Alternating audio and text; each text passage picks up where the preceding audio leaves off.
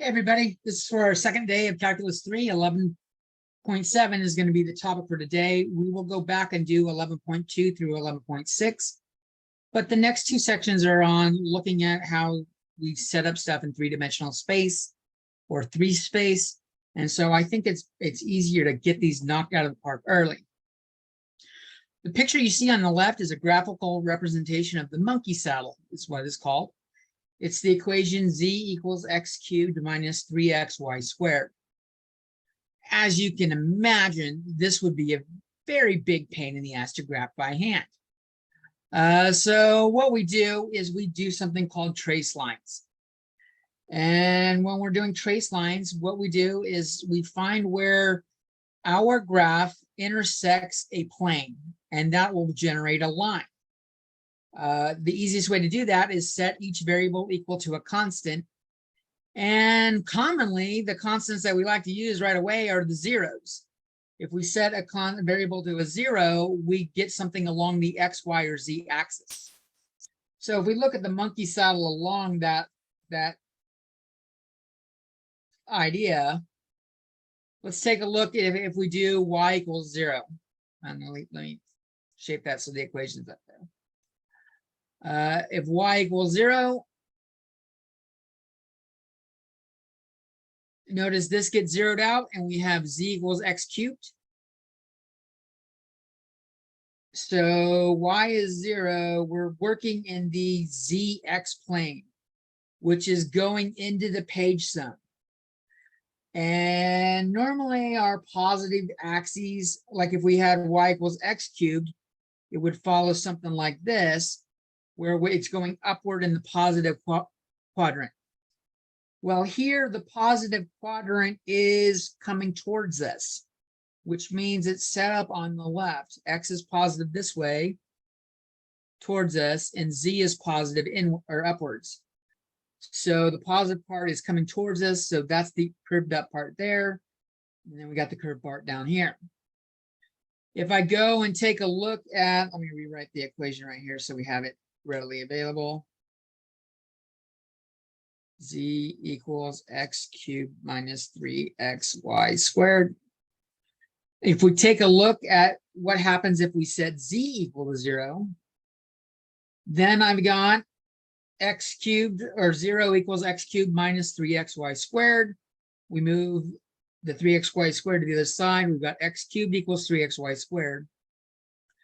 If x doesn't equal 0, we can divide out an x on both sides, and we're just left with x squared equals 3y squared. And that creates two lines. If I divide by 3 and then take the square root of both sides to get my y alone, I've got y equals plus or minus 1 over the square root of 3x. And when we rationalize the radical, we get plus or minus root 3 over 3x. So that's y, and that's in the z equals 0, so that's in the xy plane. The xy plane goes into the paper horizontally. And so, like, that's what I tried to do with these lines. Since x is at a skew, like the easiest thing to do would be x straight at us. But then it's really hard to draw what's going on. I can't draw in something in 3 space. So that's why we do z kind of askewed like this. So it looks like we're looking at it from up above to the side. And these are my plus or minus root 3 over 3x lines. And that's kind of like what's going on pictorially right here. It's as we're going, it's kind of hard to see.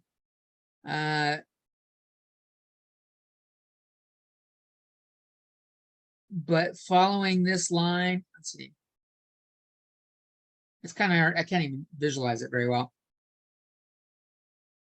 So this part is the z equals x cubed, where it's coming up like that.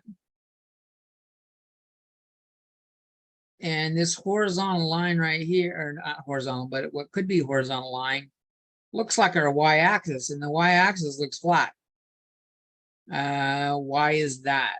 Let's take a look. If we check the scenario where x doesn't equal 0. What if x equals 0?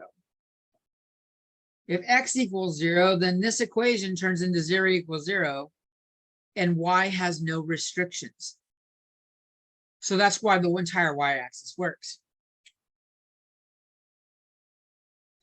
The entire y-axis works, makes this horizontal line right here, it's supposed to be flat looking the way they've got it rotated. See how it's right there?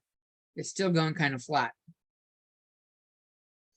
If we go back and into the initial equation, set x equal to 0, right here, we just get z equals 0.